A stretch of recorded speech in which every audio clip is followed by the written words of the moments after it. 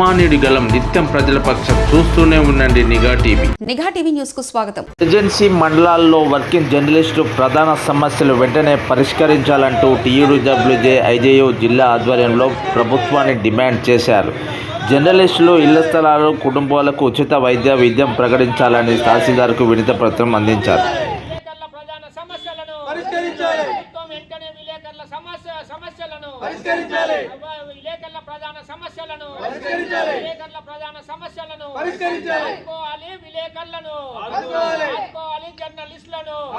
అనేక సమస్యలతో కొట్టుమిట్టాడుతున్న జర్నలిస్టుల సమస్యలను అనేక సమస్యలతో కొట్టుమిట్టాడుతున్న జర్నలిస్టుల సమస్యలను జర్నలిస్టులకు వెంటనే ఇళ్ల స్థలాలు ప్రభుత్వం ఇచ్చిన హామీలను జర్నలిస్టులకు వెంటనే జర్నలిస్టుల ఐక్యత, జర్నలిస్టుల ఐక్యత, జర్నలిస్టుల ఐక్యత.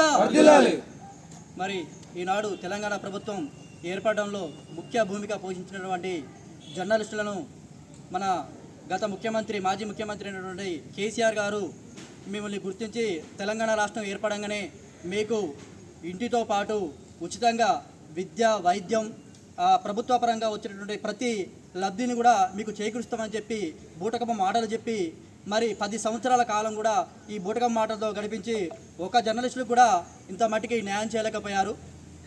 దానికి మేము చాలా విచారంగా విస్తరిస్తున్నాం. ఎందుకంటే అటు ప్రభుత్వానికి ఇటు ప్రజలకు మధ్య వారధిగా ఉంటూ సమాజంలో ఎటువంటి జీతాలు లేకుండా పనిచేస్తున్నారంటే ఒక విలేకరులు మాత్రమే ఈనాడు పనిచేస్తున్నారు. కరోనా టైంలో కూడా వాళ్ళ ప్రాణాలకు సైతం కూడా లెక్క చేయకుండా కుటుంబాలను వదిలిపెట్టి ఎక్కడ సమస్య ఉంటే అక్కడ సమస్యకు వెళ్ళి అక్కడ ఉన్నటువంటి చాలామంది జర్నలిస్టులు కొంతమంది దాడిలో గురైనా సరే మరి అక్కడ ఉన్నటువంటి ప్రజల సమస్యలను ప్రభుత్వానికి తెలియజేయాలనే ఉద్దేశంతో ఎంతో కష్టపడి పనిచేసినటువంటి జర్నలిస్టులకు ఇక్కడ ఉన్నటువంటి ప్రభుత్వాలు ఎటువంటి న్యాయం చేయలేకపోతున్నాయి. కాబట్టి ఇప్పుడు ఉన్నటువంటి మన కాంగ్రెస్ ప్రభుత్వం అయినటువంటి ముఖ్యమంత్రి రేవంత్ రెడ్డి గారు మరి తాను ఇచ్చినటువంటి ఎన్నికల్లో హామీలలో మరి జర్నలిస్టులకు సమస్యలను మేము పరిష్కరిస్తాము, వారికి డబుల్ బెడ్రూమ్ కట్టిస్తాము, అదేవిధంగా విద్యా వైద్యంలో కూడా రాయితీలు కలిగిస్తామని చెప్పడం జరిగింది.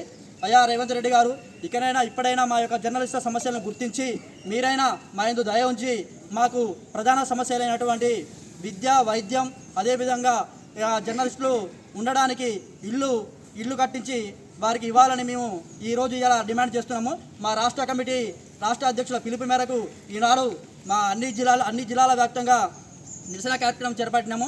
ఈ కార్యక్రమానికి వచ్చినటువంటి మిత్రులందరికీ కూడా మా యొక్క యూనియన్ తరఫున అందరికీ ధన్యవాదాలు తెలియజేసుకుంటూ ముగిస్తున్నాను.